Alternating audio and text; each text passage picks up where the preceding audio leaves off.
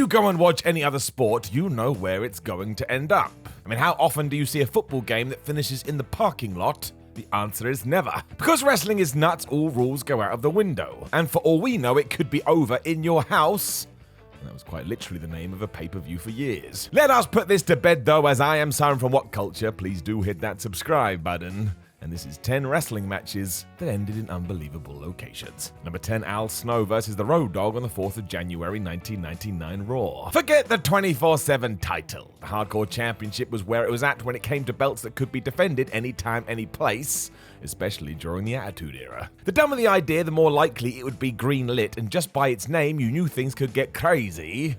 Why not go wrestle outside? That's what Al Snow and the Road Dogg did 2 decades ago, and do not forget, you cannot fake being thrown onto the ground, and this was even more intense here as the weather was horrendous. Worcester, Massachusetts had received a big old dose of snow, which meant either one of these guys could have slipped over.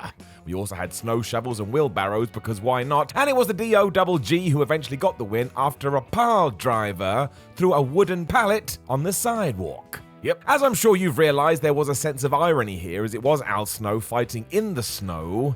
My word, Jerry Lawler made sure you didn't forget that. We get it, King. We get it. Number 9, Money in the Bank 2020. So we already knew that the 2020 Money in the Bank was going to be different, but still. Go and tell anyone who doesn't watch wrestling that both the men's and women's ladder match was going to end up on the roof of Titan Towers, and they'll just look at you for a while. It was also nuts to watch because it was a bunch of wrestlers running through WWE HQ trying to get to the top. It was like they were all inspired by Donkey Kong. I still respect the fact we came up with this because of course it was done due to the pandemic. And by this stage, I was done with the Performance Center. We all were. It's not anybody's fault, but my word, it wore you out. Otis and Oscar would be the eventual winners, and never forget, just before that, Baron Corbin threw Aleister Black and Rey Mysterio to their deaths. They went off the roof. What a time this was. Number 8, The Undertaker versus Triple H on Shotgun Saturday Night. Do you remember this show? Probably not. The idea was that the then WWF wanted to get a little bit edgier, and with no Adam Copeland in sight, they came up with Shotgun Saturday Night. It would be violent, angry, and shot in New York nightclubs. While it didn't last long, it did give us this doozy. Because Triple H decided he would defend his Intercontinental title against The Undertaker in February 1997, and it got so out of control, it ended on the escalators of Penn Station. And yes, you heard that right, they were fighting next to a train. The wildest part was the dead man nailed the game with a tombstone on the escalator, meaning Hunter's lifeless body was slowly carried to the next floor down. I would strongly suggest you go and find this on YouTube or Peacock and give it a watch. It's like we all knew the Attitude Era was what needed to happen, but shenanigans beforehand were more important. Number 7, Chris Jericho versus Orange Cassidy at All Out 2020. Yep, it ended in a giant mimosa bowl. Or vat, or tank, I don't know. Not even sure I knew what a mimosa was before this, but man, I sure do now. Another tick for me because it was a wrestling company thinking outside the box when the world shut down. AEW decided that Chris Jericho and Orange Cassidy would have a match with the loser being the first person to be thrown into some liquid. I mean, why the flub not? It certainly felt like a way to give Cassidy a win without Jericho getting pinned, which is exactly what happened, and this was another concept that really only spoke to wrestling fans. Those who didn't just wanted to unfriend you, they didn't get it. I still think this was a big tick for Orange, who went 2-1 up in the feud, and who doesn't want to see a bad guy get theirs by being knocked into a cocktail swimming pool? Also fits this list perfectly. I'm not sure I ever knew this was going to be a thing when I first started watching wrestling. Number 6, Al Snow versus Hardcore Holly at the St. Valentine's Day Massacre. That's right, Al Snow is back again, and it's 1999. The pay-per-view itself is quite notable because, as we joked about in the intro, this was the last main roster event to use the name In Your House. I don't know if Al and Hardcore Holly knew that, but they were going to go out with a bang. It was once again for the vacant Hardcore title, and clearly both guys wanted to win it as they brawled out of the ring and ended up next to the banks of the Mississippi River. They were soon in the damn thing when Holly wrapped Snow up with a chain fence and beat him.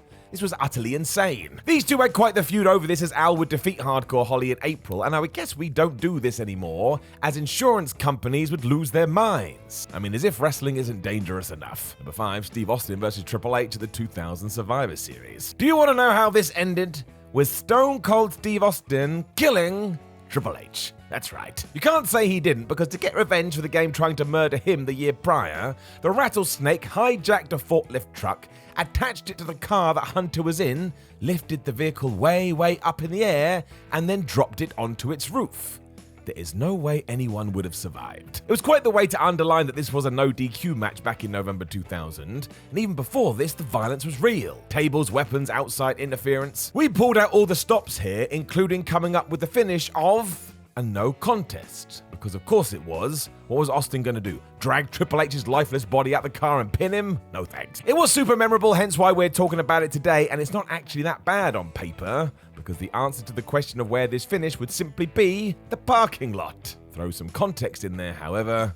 My word. Number 4, Cactus Jack vs. Van Hammer at WCW Clash of the Champions. Everybody forgets this, but as early as 1992, Mick Foley was doing crazy things. He had a plan and he was going to stick to it. He came across as a frightening foe in the early 90s as he was a bad guy, and when he came up against Van Hammer at Clash of the Champions in a Falls Count Anywhere bout, he proved this once more. Going down in the Kansas Expo Center, there just happened to be a rodeo arena next door, so why not go brawl into that? This was doubly good as it meant more weapons could be introduced, including the interfering Abdullah the Butcher and his shovel. Sadly, he missed with his swing and twonked Hammer instead. And then it got even weirder when Abdullah also dunked Missy Hyatt in a water trough. This felt very much like, well, they have one over there, so why don't we go and use it? And man, it was nuts to watch today. Utter carnage. I half expected it to end with a bull just kicking out. Number 3, Antonio Inoki versus Masa Saito. This was an island death match. And yes, once again, you heard that right. The only way longtime rivals Antonio Inoki and Masa Saito could settle their feud, apparently, they headed to the island of Ganrujima in 1987 for New Japan Pro Wrestling. Inspired by a legendary fight to the death between swordsman Kajiri Sasaki and Musashi Miyamoto on the same island back in 1612, the idea was actually that we would just dump these two guys into the abyss and let them kill each other. The winner keeps his life. Now that didn't happen, obviously, but Saito did pass out to the sleeper hold at, get this, the 2-hour mark. It is so hard to watch on TV as all the cameras are miles away, and you won't be surprised to hear New Japan did this as they were struggling, so thought they needed to do something different to draw an audience back in. The truth is, it's a little boring, and the solution to their woes was so much easier. Big Van Vader was brought in later that year, squashed Antonio in 5 minutes, and it was so shocking, everybody tuned back in. So the lesson here is always keep it wrestling. Number 2, Al Snow versus the Big Boss Man at SummerSlam 1999. And he is back! Al Snow wins this list by having a trifecta of entries as he waged war with the Big Boss Man at SummerSlam 1999 for the hardcore title. I mean, what else? We did start in the arena as we always did with these, but ended up in a bar across from the Minneapolis Target Center.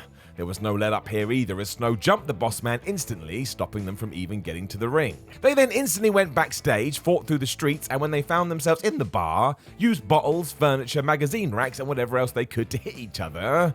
And then they went into the bathroom. That of course meant Ray Traylor had to have his face stuffed with a urinal cake, which just sounds horrible, and the Road Dogg got involved. I think he just saw people having an unconventional match and wanted to make sure he was there for it. It allowed Snow to hit the Boss Man in the testicles with a couple of pool balls and then pin him on the pool table. 1999 was a very interesting period. Number 1, Kenny Omega versus Mike Angels. I love this. I get that some people don't like goofy wrestling, but it makes me happy. What else do you need from life? It actually starts with Mike Angels playing Super Mario World when Kenny Omega rocks up and demands a match. Thankfully, Mike had his wrestling gear on underneath his dressing gown, so away they went, and my word, it's insane. I shall lay it out as best I can, but they fight through Angels' house, into the yard, past a nearby lake, over a field, through a sandpit, before Kenny hits a Michinoku Driver on top of a hill to get the win. I mean, that is quite the visual. If it sounds like a real-life version of Peter Griffin versus the Giant Chicken, you wouldn't be far off. And the rumor has always been that Japanese promotion DDT saw this in 1998 and asked Omega to come across ASAP. That would kickstart his career in the East, meaning the lesson is to always trust your gut and always to have fun, because you just never know how it can help. Know of any other matches that ended in unbelievable locations? Make sure you let us know in the comments below, and don't forget to like the video, share the video, and subscribe. Then head over to whatculture.com where you can read articles like this. Make sure you come follow us on social media at WhatCulture WWE and Simon316. And we have a lot of other videos they need watching. My name is Simon from What Culture. Thank you very much for listening and watching and embracing as always. And I look forward to talking to you again soon.